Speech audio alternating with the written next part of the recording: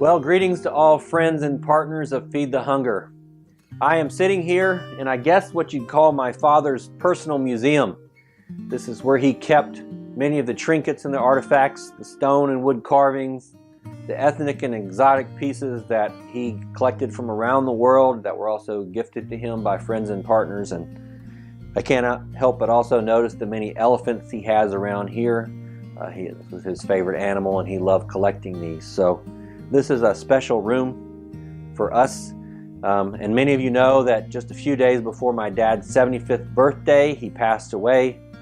And while we continue to grieve as a family, we find hope and peace and even joy that my dad is in heaven with God the Father and that we will be reunited with him one day. Now, many of you are relatively new to Feed the Hunger. You're not aware of the history of our family and this ministry. And so I'd start by mentioning my grandparents, Clarence and Edith Williams, who were going to be missionaries in India. But World War II broke out, and so they settled in North Carolina, and he became a minister. My parents, J.L. and Pat Williams, were to be missionaries in the Philippines, but hit a major roadblock, and so they settled here in North Carolina, in Burlington, and began working with the youth at the local YMCA. They formed a singing group, and an interracial one at that, which was quite controversial in the late 1960s.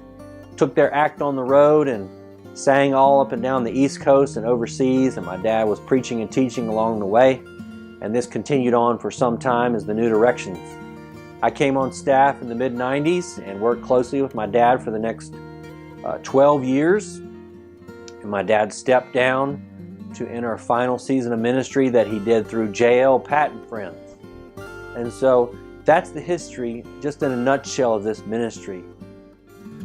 It was my personal burden from the Lord to transition this ministry from being known for its visionary, which was my father, to the vision that God had for this ministry, in particular, to feed the spiritual and physical hunger in the needy. And so over the decades, our mission hasn't changed, the vision hasn't changed. As I think about my parents' legacy, and I think about the year that's ahead of us, in particular, August of this year begins our 50th year of ministry. It's hard to believe.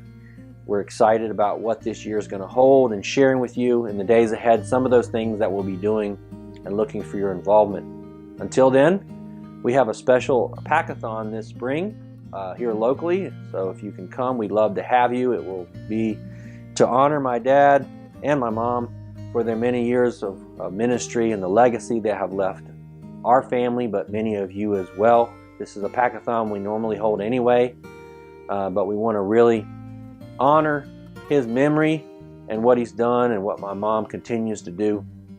We hope you'll be involved in that. We'll get more details on that. And I just want to close by mentioning something that my pastor recently shared at church. He talked about keeping that first generation passion alive. And when I heard that, it reminded me of not only my dad, but also my grandparents, the legacy that my wife and I want to leave our kids, but also us as the body of Christ, how we are called to keep the first generation passion, those disciples of touching the ends of the earth with the gospel. We want to keep that passion alive. And so we're trying to do that at Feed the Hunger, and we're so grateful for those of you who do that with us through your prayers, through your volunteering, through going on a missions trip, also giving as the Lord leads you.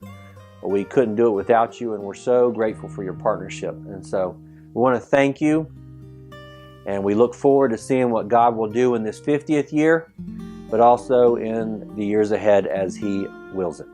So God bless you, and thank you for your partnership.